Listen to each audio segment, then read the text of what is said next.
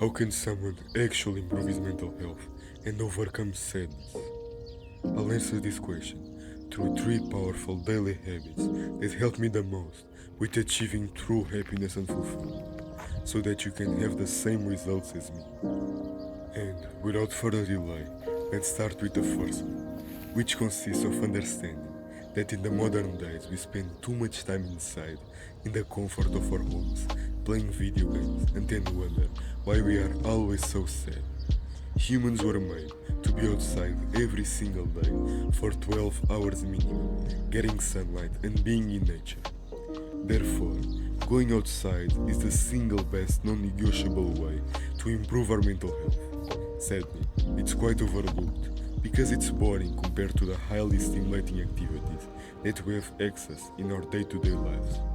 Nevertheless, I challenge you to walk in the most beautiful hours, to the most beautiful places in you. But I know that you might be still thinking walking is boring regardless.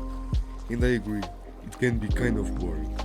But you can make it exciting if you go for a walk in the golden hours, like the sunrise or the sunset. That's a magical experience.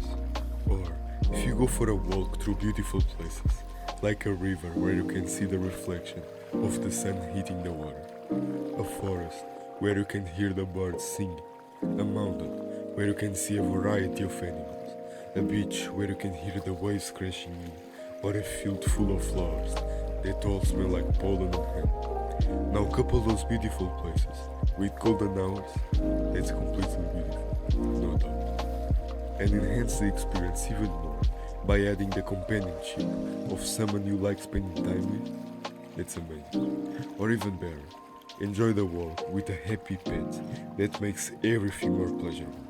If you don't have a pet, then find a friend who has one and offer to walk his pet for him. He'll gladly accept the offer because people who have pets almost never value it as much as they should. If, even after all of that, you still think it's boring, then I'm going to give you the best advice possible. Do it regardless. Even if you find it boring, it will still improve your mental health, and if you enhance it through the tips I gave you, you'll start loving it with time. Sometimes we have to do boring things that improve our mental health. Like, for example, see going for a walk as brushing your teeth. Don't forget that you actually have to implement going for a walk in your life, otherwise, all my advice was completely useless. Sometimes we need to make the effort to be the ones who make our own happiness instead of waiting her to visit us. Which leads me to the next daily habit. We have plenty of happiness sources. However, most of them are external. Imagine that someone makes you an amazing compliment on something you value in yourself, or that you win the lottery, or that a famous celebrity is finally coming to your hometown. All of these are external sources of happiness, meaning you can't control them and you can't make them happen, because it isn't up to you. If it happens, it is solely luck. There is only one happiness source that you can control, and that is completely up to you. It's like an automatic happiness button that, if you implement my advice, you can turn on at will. It is considered the only source of true happiness by many philosophers, because it isn't fleeting happiness, but rather long-lasting happiness, and it's called gratitude. Because when you are grateful for the things you have, you will feel a sense of positivity in your life, a sense of gratefulness that sticks with you, and you'll value everything you have. I know that it's also boring, but it's the absolute truth. So, if you want to be happy, practice the daily habit of doing gratitude journaling for long-term mental health improvements. It works really well because it will make you practice the habit of showing that you are grateful for the things that you have but often don't value. All of a sudden, you'll start having grateful thoughts throughout your day about things that you never realized how grateful you are for having them. Without even realizing it, you'll enjoy much more the present moment, and the simple things that you have in life, which will put you in a positive mental state and make you a much better person to be around. Let me teach you how to do it. Firstly, you pick up a pen and a notebook or some piece of paper. Then, you write "I'm grateful for" and you complete the sentence with whatever comes to your mind. If you are too lazy to do it on paper, you can start by doing it on your computer or phone, but it's not the same thing. Writing it on paper has a different impact on your mind and will benefit your mental health way more.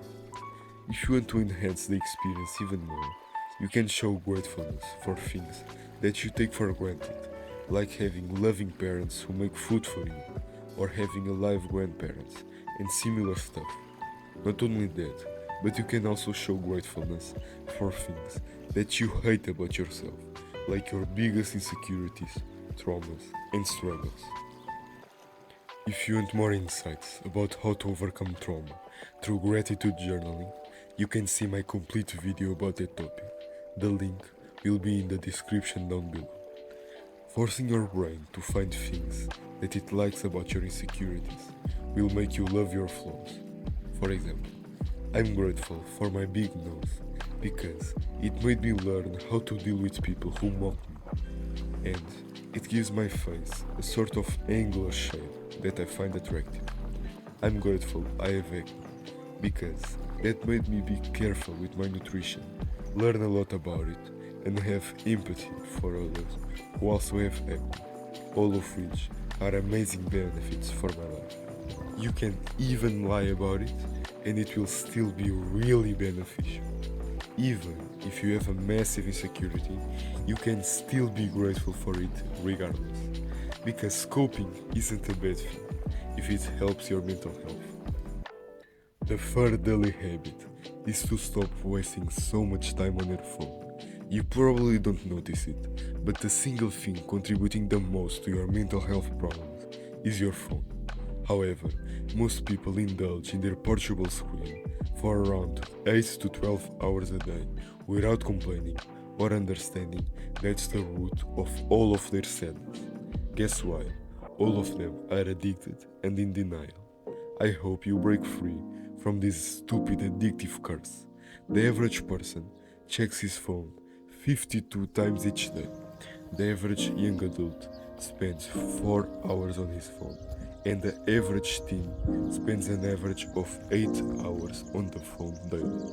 If you keep using your phone like that for the next 20 years of your life, you probably will eventually waste even more than 8 hours daily, because phones are going to become more and more addictive as the time goes by. But let's say your numbers stay the same. Then, by the time 20 years have passed, you'll have spent 59,520 hours looking at your phone. That is 2,480 days looking at your phone non-stop. There is a saying that you need 10,000 hours to master a skill. You have the choice to master 6 skills or to keep scrolling and watching sitcoms on Netflix. Choose wisely. If you stop using it, you will be way more happy. But I can't convince you to stop using your phone right away, so I'll start with baby steps. Never, but never use your phone in the first hour after waking up. And let me explain why. If you start your day with cheap dopamine from scrolling and with easy stimulating activities, like seeing Instagram stories, you'll be setting yourself up for a garbage day. If you have the daily habit of doing that, then a garbage day turns into a garbage week, and it will turn into a garbage month, a garbage year, and eventually a garbage life, all wasted on your phone. You might think I'm being overdramatic, but I'm not. These are the best years of your life, and it's the time that you need to build yourself up and fight for the things you want to pursue. Not waste your brain cells with skibidi dope Ohio toilet or whatever things people watch nowadays. The activities that you do in the morning, right after waking up, will dictate how productive and fulfilling your day will be. If you start your day with laziness, the laziness will follow you for the entire day, and you won't do anything. Not accomplishing anything will worsen your self-image, and doing nothing will lead you to feel worthless, useless, and unproductive. It might feel good in the moment, but when the day has come to an end, you'll feel regret and shame on yourself, and that's not good for your confidence, not good for your self-esteem, and therefore not good for your mental health. The morning is the time when your brain is fresher. Use it for something worthy.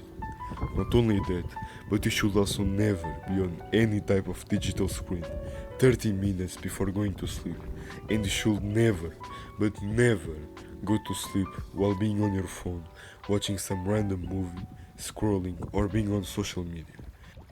Your sleep is the foundation of all of your body's function.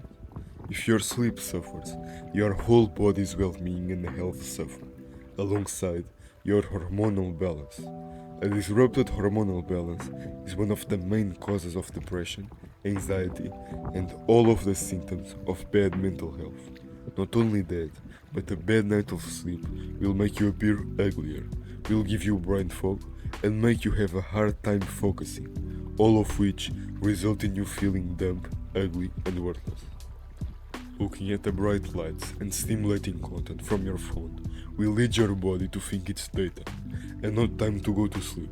So, it will not produce melatonin, which is the sleep hormone, because melatonin needs darkness to be produced. Therefore, you won't be able to fall asleep. And what will you do if you can't fall asleep? Go to your phone again. So it's a terrible cycle for your mental health, for your sleep, and for your life. So never do it. And by the way, allow your day. Just enjoy the present moment. Embrace the real world and just endure the boredom instead of going to your phone immediately. It will help you lose your phone addiction fast. As I'm a small YouTuber, you won't ever see my videos again if you don't subscribe, so choose wisely. Either way, I hope I help you in any way possible. Go ahead and leave a comment about video topics that you would like me to talk about next. Like the video and go ahead and watch this one as well. And now, for the ending quote. The present moment is filled with joy and happiness. If you are attentive, you will see it. Quote by Thich Nhat Hanh.